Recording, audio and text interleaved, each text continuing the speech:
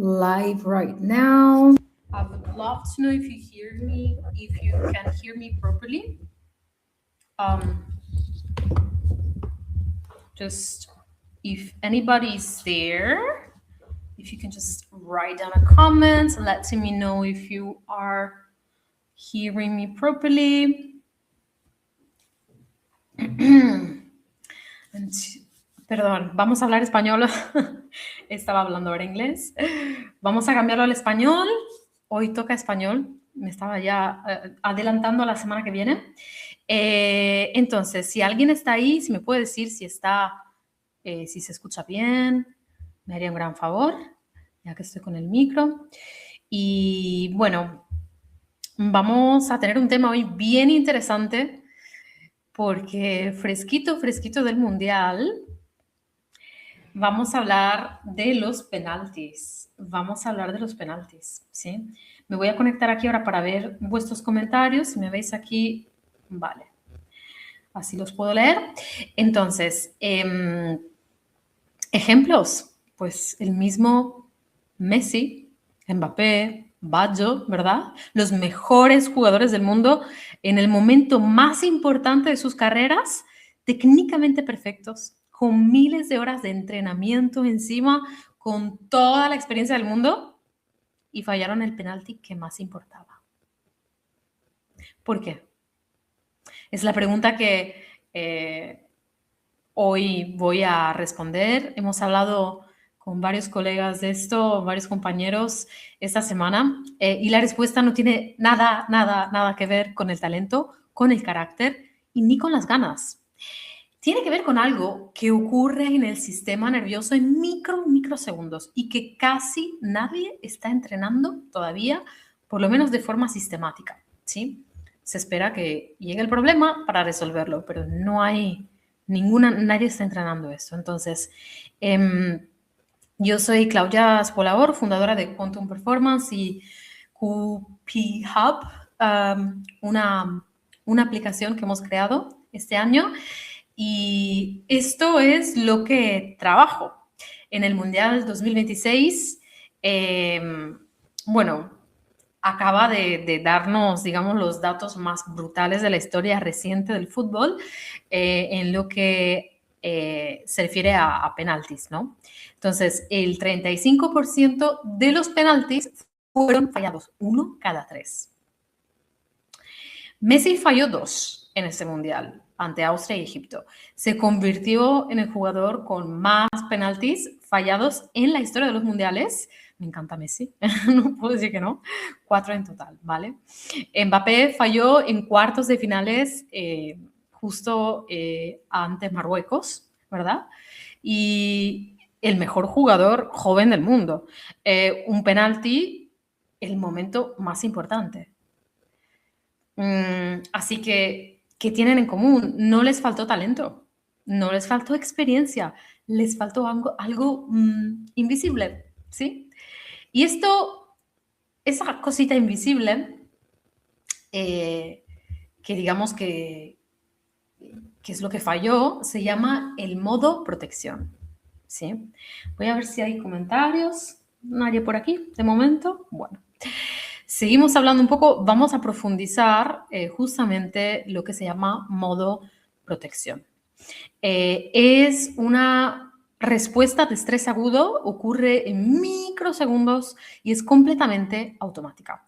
El jugador no lo elige, no lo controla, no lo puede evitar con fuerza de voluntad y menos con visualización en ese momento porque muchas veces causa lo contrario, ¿sí? Dependiendo del estado emocional de la persona, del atleta. Entonces, es literalmente algo que está dentro y que pasa, ¿vale? Y esto, ¿qué hace, digamos, qué hace este estado en el cuerpo del jugador justo antes de lanzar? Bueno, hace 3 cosas muy importantes, ¿sí? La tensión muscular aumenta, el movimiento ya no fluye igual, la técnica que ha repetido miles de veces en entrenamiento se ve alterada por una tensión que él ni siquiera percibe conscientemente. Y segundo, la toma de decisiones se bloquea, duda, se queda en el punto sin saber exactamente qué va a hacer. el portero lo lee. Y tercero, el jugador deja de estar presente, su mente va al resultado, ¿sí? A lo que pasa si falla y en lugar de estar en el disparo. Y repito, no se puede controlar. ¿Cuándo se activa este modo protección? Cuando el jugador siente que fallar ese penalti significa algo muy peligroso.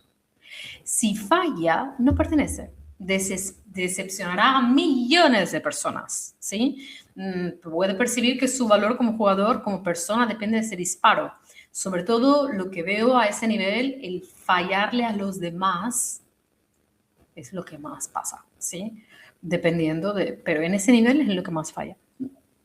Entonces, cuando el cerebro percibe eso como una amenaza de supervivencia, el modo protección se activa, ¿sí? Literalmente de forma automática. Entonces, no es falta de carácter, es pura biología, ¿sí? Entonces, pensad en Roberto Baggio en el Mundial de 94, Italia contra Brasil, la final. El penalti que definió un campeonato del mundo, ¿sí? Entonces, Roberto Baggio era el mejor jugador del mundo en ese momento. Había marcado todos sus penaltis anteriores en ese torneo y falló. No porque no quisiera, no porque no supiera, su sistema nervioso entró en modo protección en el momento más importante de su vida, ¿sí? Entonces, lo mismo le pasó a Messi este año 2 veces, ¿verdad? Y aquí está el problema real que quiero que entendáis. Los clubes preparan los penaltis, practican la técnica, trabajan la rutina previa al lanzamiento y tal, hacen el trabajo psicológico y aún así el 35% de los penaltis en el Mundial 2026 fueron fallados. ¿Por qué? Porque toda esta preparación trabaja la parte consciente, le dice al jugador qué pensar, cómo respirar, qué rutina seguir, pero el modo protección no vive en lo consciente, ocurre antes de que el jugador pueda siquiera pensar. El modo protección está en la parte abajo del iceberg, en el 95%. Entonces, justamente, a ver si, de vez en cuando miro por si hay comentarios. Vale, entonces, es como entrenar, o mejor, es como intentar arreglar el motor del coche cambiando la pintura, ¿sí? Es que es así. Entonces, lo que se necesita no es más técnica consciente. Necesitas cambiar el programa que tiene grabado el sistema nervioso, el que se activa automáticamente cuando la presión es máxima, ¿sí? Y eso requiere trabajar en una capa mucho más profunda, la capa del subconsciente. Justo recién trabajé con un atleta, en este caso de vóley playa, ¿vale? Y justo vimos que se activaba el modo de protección en un momento dado, en un momento más complicado del partido, y lo que activaba eso era, en ese caso era el pito del árbitro. Ahí asociaba a ese rumor algo que había vivido hace años, a algo, ¿no? Muy, pues a una cierta situación, y entonces eso él lo estaba volviendo a vivir, ¿sí? Esas son cosas que pueden pasar, ¿vale? Y así como, bueno, pues hay otra persona, me acuerdo, un atleta también, ¿sí? Que también se bloqueaba y fue un ruido que él asociaba, un ruido fuerte que él su cerebro tenía grabado ahí y se asociaba a un estado de alerta, un estado de peligro donde él tenía que escapar, ¿sí? Son cosas que esa persona, por lo mejor, había vivido de niño, ¿no? Vete a saber. Pero puede ser ruido, pueden ser palabras, pueden ser gestos, ¿no? El cerebro tiene todo eso grabado, ¿vale? Entonces, pues, digamos que son programas automáticos. Dicho esto, el sistema nervioso no responde a la realidad, responde a cómo nosotros percibimos la realidad. Y esa percepción está condicionada, como podéis ver, a todo lo que hemos vivido anteriormente. Entonces, por experiencias pasadas, por creencias, por patrones grabados a lo largo de todos esos años, ¿no? Podéis pensar en, por ejemplo, por qué un jugador puede lanzar penaltis perfecto en el entrenamiento durante semanas y fallar en la final. Porque en el entrenamiento el sistema nervioso no percibe la amenaza. En la final sí.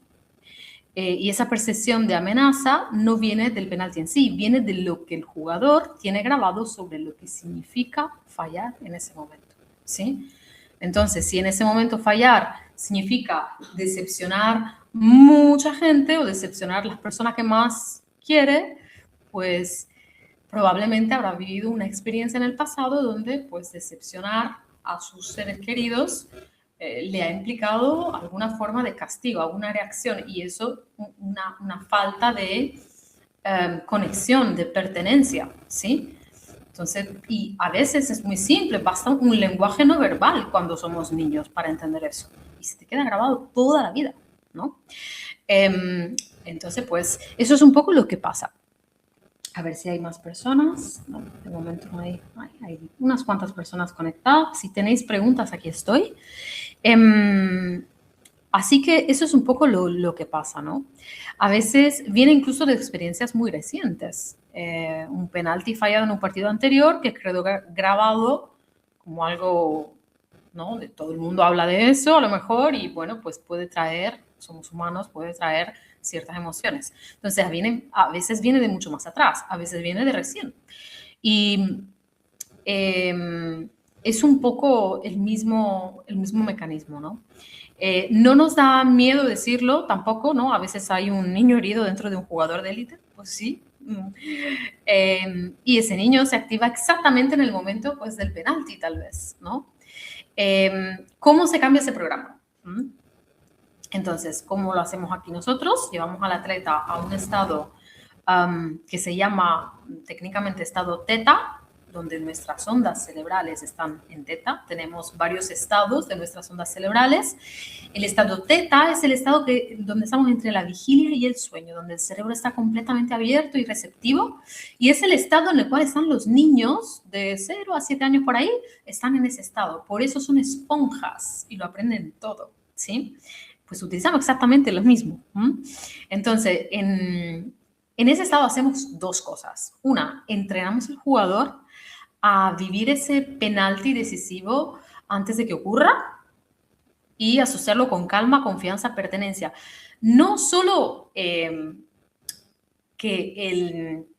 lo haga bien, pero incluso que lo haga mal, porque si él vive la experiencia en su cerebro de que lo hace mal y no pasa nada y se siente querido y se siente realmente, pues se va a sentir mucho más libre a la hora de fallar el penal, a la hora de tirar el penalti, ¿no?